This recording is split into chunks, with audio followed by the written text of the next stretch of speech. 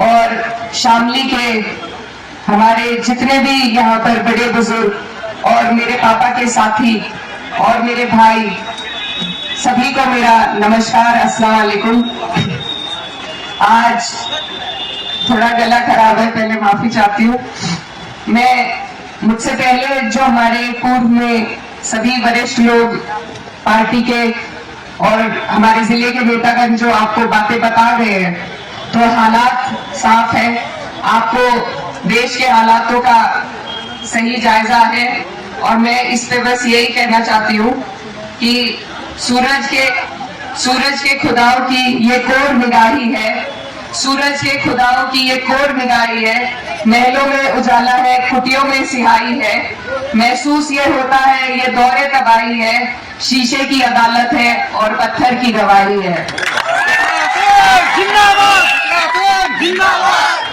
तो जो देश में हालात चल रहे हैं और जिस तरीके से सरकार हमारे देश को लेकर चल रही है, आप लोग उससे वाकिफ हैं। और आज जो हम यहाँ इकट्ठा हुए हैं, तो लोकसभा का चुनाव है, मकसद आपके सामने है कि हमें ये तानाशाहों की सरकार को बदलना है।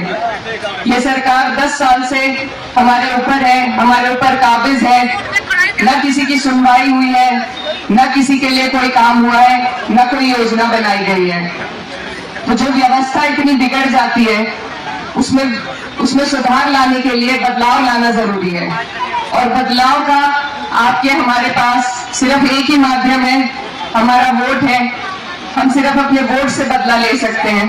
और आने वाली 19 तारीख है, जो आपके लोकतंत्र का जश्न है, आपका वोट का अधिकार है, आपको उस दिन उसे इस्तेमाल करना है। हमारा ये जो जिला है, हमारे जिले ने बहुत ऐतिहासिक परिणाम दिए थे 2022 में। जिले ने यहाँ से भाजपा का सुपड़ा साफ करने का काम किया था। और आज भी हमारे जिले के जितने भी लोग यहाँ पर मौजूद हैं, सबके जहन में, सबके दिल में अभी भी वही बातें हैं, क्योंकि आपका कोई भी कामों का निस्तारण अभी तक हुआ नहीं है। चाहे वो हमारे गन्ने का भुगतान हो या हमारे MSP का दावा हो, आज तक अधूरा है। हमारे 700 किसान भाई शहीद हुए, लेकिन सरकार ने नहीं सुनी। किसानों पर गाड़ी चलाई गई, उन्हें कुचला गया, लेकिन ये सरकार नहीं देगी। आज ये सरकार झूठे वादे देकर हमें बहलाना फुसलाने का काम कर रही है। लेकिन हमने मेरठ की मीटिंग में देखा कि जो हमारे पश्चिम के किसान नेता हैं, बड़े नेता रहे हैं और आज भी हैं, उनको किस तरीके से उनका अपमान किया गया, ये हम नहीं भूल सकते। हमारे मन में आज भी उनके लिए सम्मान है, लेकिन भाजपा ने जिस तरीके से उन्हें दरकिनार करने का मंच पर काम किया, ये आपके सामने है। ये सरकार किसी का हित नहीं चाहती। ये सरकार तो बस हमें आपस में लड़ाकर, कुछ पूंजीपति इनके साथी है, उनकी जेबें भरने का काम करना चाहती है और दूसरे हाथ से वही कमाई इलेक्टोरल बॉन्ड के जरिए उनसे ले लेती है। तो ये जो सरकार है, इसका ये कारवां 10 साल तक चल गया। अब अगर आप और हम आज भी ना समझे तो सरकार की गलती नहीं, फिर गलती हमारी है, क्योंकि ये हमारे पास मौका है। ये 5 साल के इंतजार के बाद, 5 साल के पछतावे के बाद ये मौका आता है। और अगर अब भी हम इससे चूक गए तो फिर से 5 साल का पछतावा होगा। हम जब यहाँ मीलों पर धरने देते थे, धरनों पर बैठते थे, तो हमारे बड़े बुजुर्ग सब यही कहते थे कि जब वक्त आएगा तो बताएंगे। आज ये वक्त आपके हमारे सामने है। अगर आज हमने इस वक्त की अहमियत को ना समझा, आपस की छोटी मोटी नाराजगियों से अगर हमने इस सरकार को दोबारा अपने ऊपर हावी होने दिया, तो हम फिर 5 साल के लिए पछताएंगे।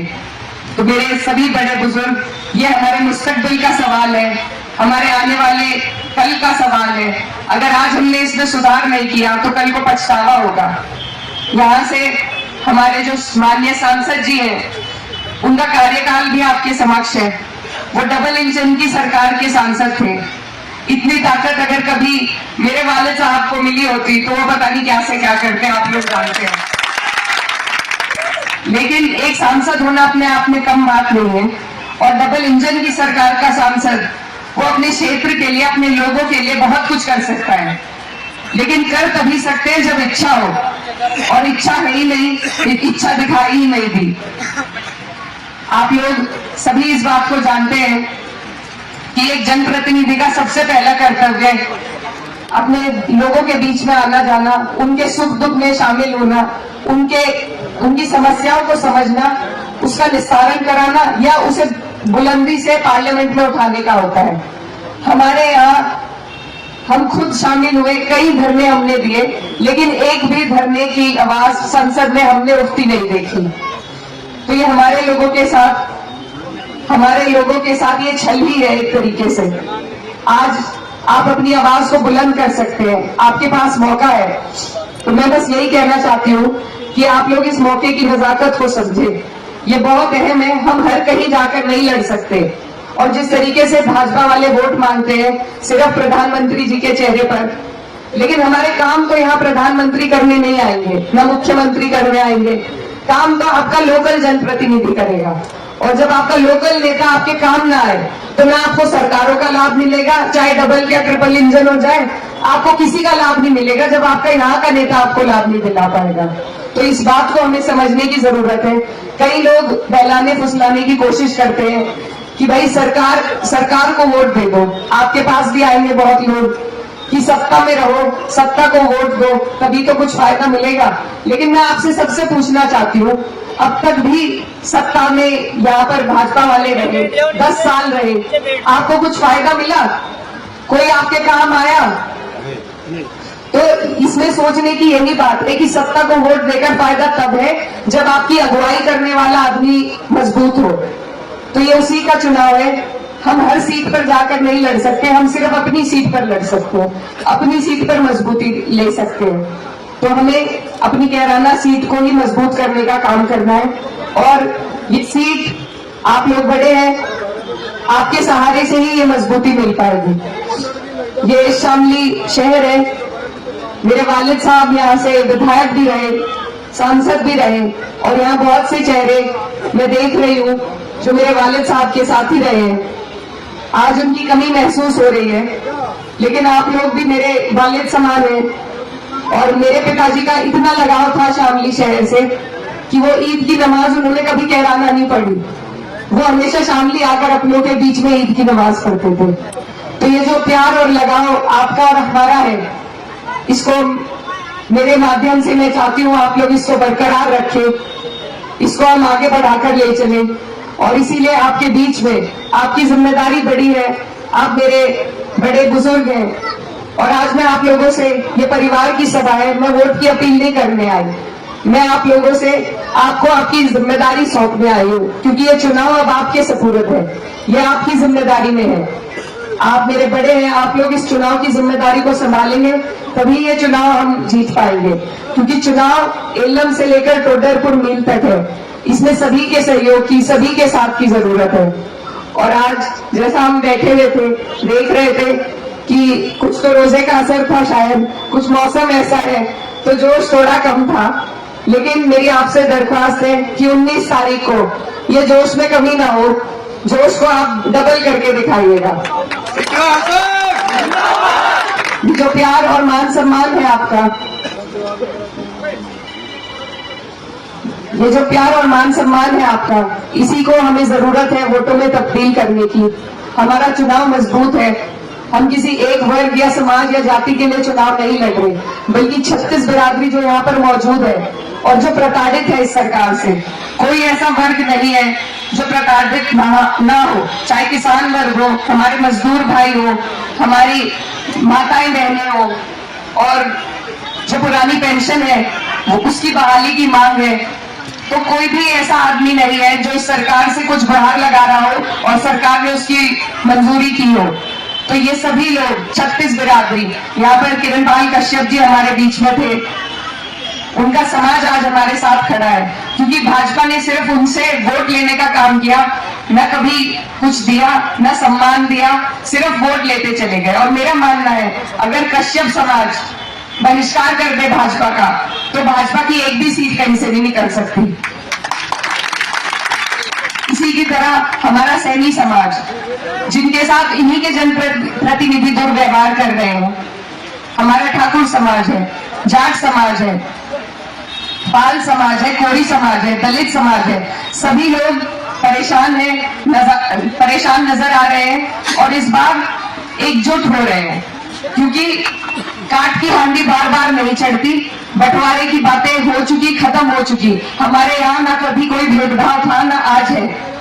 अब मुद्दे की बात होगी, अब विकास पे बात होगी, अब सम्मान की बात होगी, और ये स्वाभिमान का ही चुनाव है।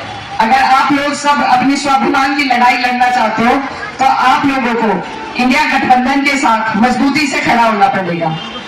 ये सारी बातें आपके सामने। आज हमारे चुनाव का कार्यालय का उद्घाटन हुआ है। आप लोग चुनाव आज से नहीं, कई सालों से लड़ते लड़ाते आए हैं। मुझे आपको बताने की जरूरत नहीं कि कैसे करना है, लेकिन क्योंकि रमजान है, अब फसल का समय आ गया है, तो आप लोग थोड़ा सा टाइम, ये 15-20 दिन का टाइम है, मेरी आपसे यही गुजारिश है कि थोड़ा थोड़ा टाइम आप थोड़ा चुनाव में भी दीजिए, क्योंकि ये हम सबके आने वाले कल का सवाल है।